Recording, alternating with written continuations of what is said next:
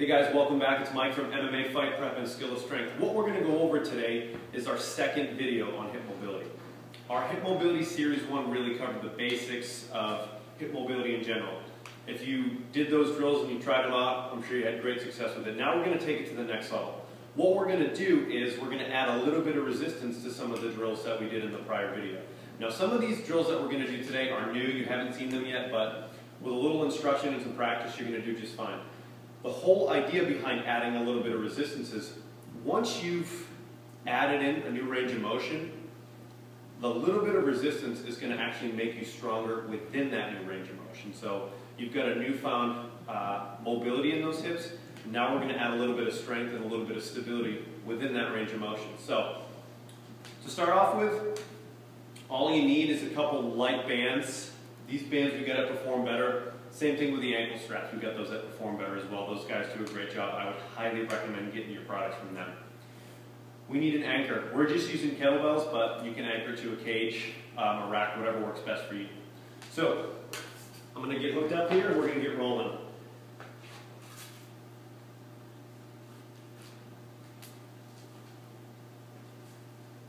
So before I start demoing these drills, a couple things to consider. One, the only thing that should be moving is the hip or the leg that is attached to the band. The rest of the body should remain fairly quiet and still. At first, I want you to do these drills holding onto a PVC pipe because a lot of these are going to be in a single leg stance, and if you don't have good single leg stance, trying to perform these drills standing on one foot is not going to be beneficial to you. So we're going to start off with the PVC pipe for balance, and then as you get better with it, I want you to take the PVC pipe away and actually do it standing on one leg.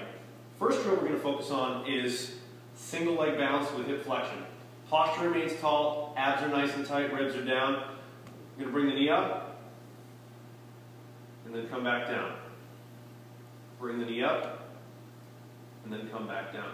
The goal is to try to get that knee as high as you can while maintaining a good spine position. The next one we're going to do is a standing hip circle. So we're going to load this. The first one we're actually going to load posteriorly. So we're going to be here nice and tall. We're going to hold on. We're going to come back.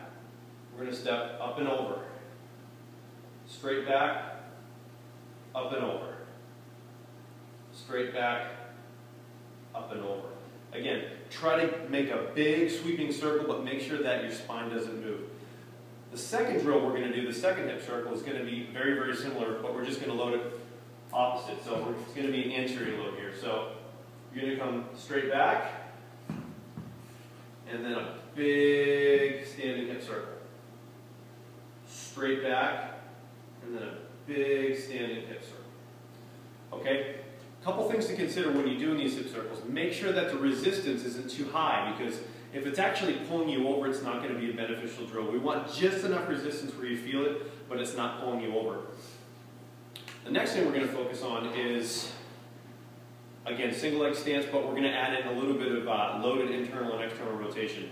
I like to load this laterally. Overall, it just works better. You can actually load it from both sides, but I'd start with this and go from there.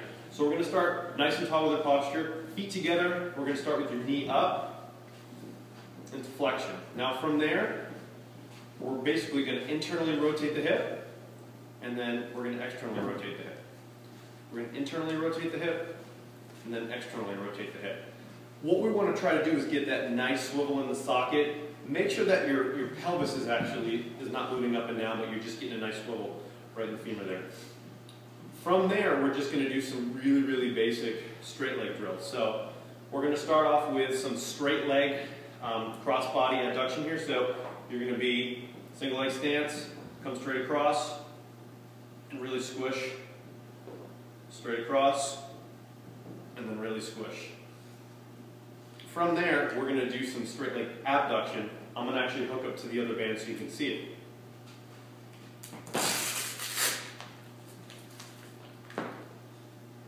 Now, just make sure that when you're executing these drills, you've got plenty of room. You're challenging yourself, but you shouldn't be falling over. If you find that you are falling over, or a lot of other things in your body are moving besides that hip, just stop, dial it down, maybe just go back to the Hip Mobility Series 1. So next one we're going to do single leg stance. we're going to focus on abduction. So you're going to be here, straight across, squish and hold. Straight across, squish and hold. All of these drills, 10 to 15 reps is going to be perfect. Obviously, you want to do it on both legs. Last drill we're going to do is my favorite. And this is a quadruped hip circle, obviously, and it's loaded. So this one you can actually move a little bit further away from the anchor. It just tends to be an easier drill in general. So you're going to come forward. You're going to start with start in that quadruped position. You're going to start straight back. Big up and over, and then straight back, big up and over. So again, the goal is to find that new range of motion and add a little bit of resistance to it. You will get fatigued fairly quickly with these. That's perfectly normal, but after you start doing a few days of these, I think you're going to have some great results with the newfound loaded mobility drills we just gave you.